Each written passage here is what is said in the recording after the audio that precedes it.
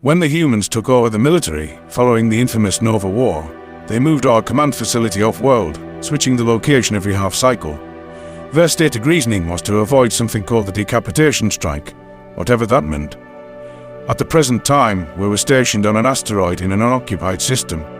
The living facilities were fully enclosed in a dome to render the air breathable. Throw in the help of artificial gravity, and you could forget that you weren't on a proper planet. The Federation's computer technicians started dissecting the data as soon as we arrived at military headquarters. Joffrey and I remained in the room while waiting for the techs to finish the analysis, in case they needed to ask us any further questions. We'd already endured a thorough interrogation, which was conducted by a panel of officers. As far as I was concerned, there wasn't anything left to tell. I was relieved that we would get to listen in on the initial findings, and hopefully receive some answers. Nothing about this fit together. For one thing, it struck me as odd that none of those present were humans, given that it was their ship we discovered. It seemed I wasn't alone in noticing that fact. General Blaze of the Jatari Confederacy was growing increasingly irritated at the Terran's absence, as evidenced by his stiff body language. Sir? Qualo, a young Hodal analyst, spoke up with hesitancy. Undoubtedly, he noticed his superior's ill-tempered demeanor too.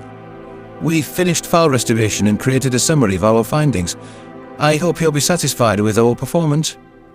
The Jatari general's antennae knotted together with annoyance.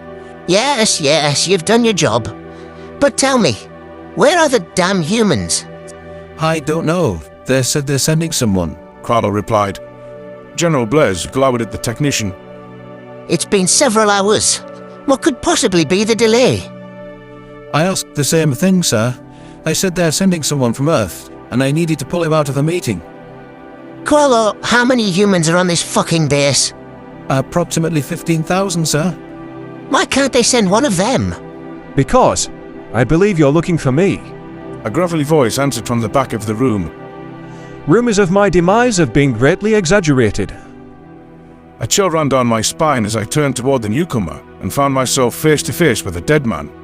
It was General Rykov, leader of the Federation's military in the flesh, the same human whose corpse I'd dragged across the bloody floor this very morning.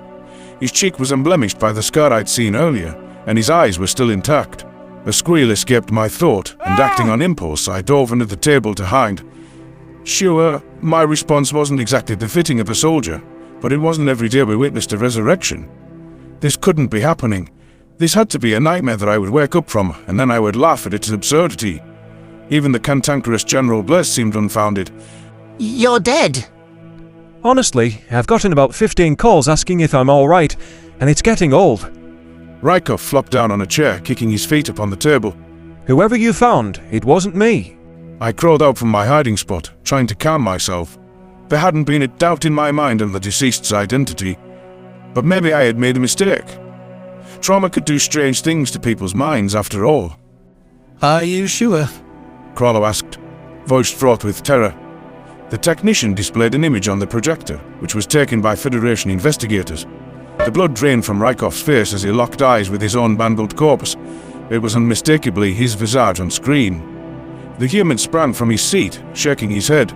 The poor guy looked like he was about to have a panic attack, and honestly, I couldn't blame him. If someone showed me my dead body with blood streaming from my orifices, I'd be freaked out too.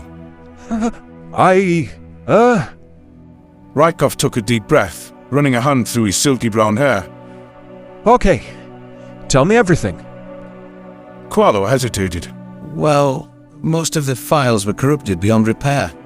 We were only able to salvage a small snippet from a login tree. One clip? That's it? The human growled. I'm sorry, sir. Believe me. I wish we had more to go on, but we might as well take a look. The Hodal technician switched to the video, which was overlaid by a dreadful crackling sound. The picture was muted like the lens was fogged up. The words were distorted almost beyond recognition and were unintelligible in several instances, but I recognized the face and voice of the human general, and he seemed furious. We're all screwed if what was stolen. Home. Went in pursuit of the cargo freighter Pisces. Before the bastard cell. The tape faded to darkness, leaving us to consider what we had heard. My interpretation was that this Pisces ship was transporting some stolen goods, and the Terrans were trying to track them down. Perhaps that would be a good lead to start with. General Rykov's frown had deepened. Do you have the timestamp on that log? Pardon? In human time it says 5:43 p.m. Carlo answered. No, the date. Stardate? That must be wrong. It says 13.152. Which is 5 days from now. I see. The entire ordeal was making my head hurt. Did the evidence actually suggest that the doomed vessel was from the future? It sounded preposterous, but then again, so did a man coming back from the dead. The Terrans did love to meddle with things that were beyond their control. Maybe this time it had finally caught up with them. You guys can time travel. The words slipped out of my mouth before I could stop them. Since when? Rykov sighed. I don't think we've done it yet. I know of one project, but it's in its infancy. There were no plans for an actual test yet. This project. Talk. General Blaze spat. Thing is, humans have made some mistakes we'd like to correct. Mistakes was a generous word. I knew he meant the genocide they had committed during the war. Some in our government are believers in the multiverse theory. They're building a gate to another reality. Whether that's by finding a parallel timeline or creating a cosmic undo button, they don't care. Bless fixed the human with an irate look. Of course your kind all thought punching a hole to another dimension was a great idea. What could go wrong? It is a great idea. Look, if you can go beyond the flow of time and space as we know it, you can change history. You can always have a way to turn back the clocks, or a new realm to run to when shit hits the fan. Ultimately, the lesson we learned today is it works. I gawped at Rykov, unable to believe the words I was hearing. You're supposed to die in 5 days, give or take, and you're chalking it up as a win. 2 possibilities exist. Either the timeline is fixed and trying to change it is futile, or the events can be changed. In that case, I'll just steer clear of any portals and we'll prevent the whole thing. Prevented. Was repeated. How can we help? I say we track down the Pisces. As good as a place as any to start. The human clasped his hands behind his back, surveying the room. His gaze locked with mine for a moment, and he offered a slight smile. This is going to be dangerous, and I won't lie. If any of you want out, now is the time to leave. I'll understand.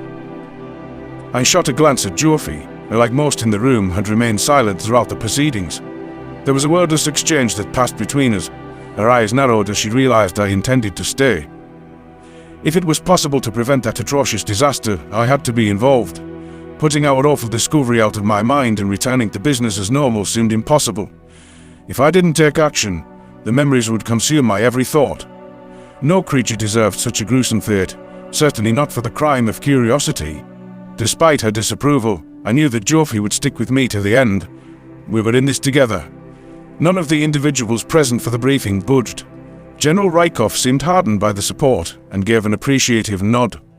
All right then, let's get to work.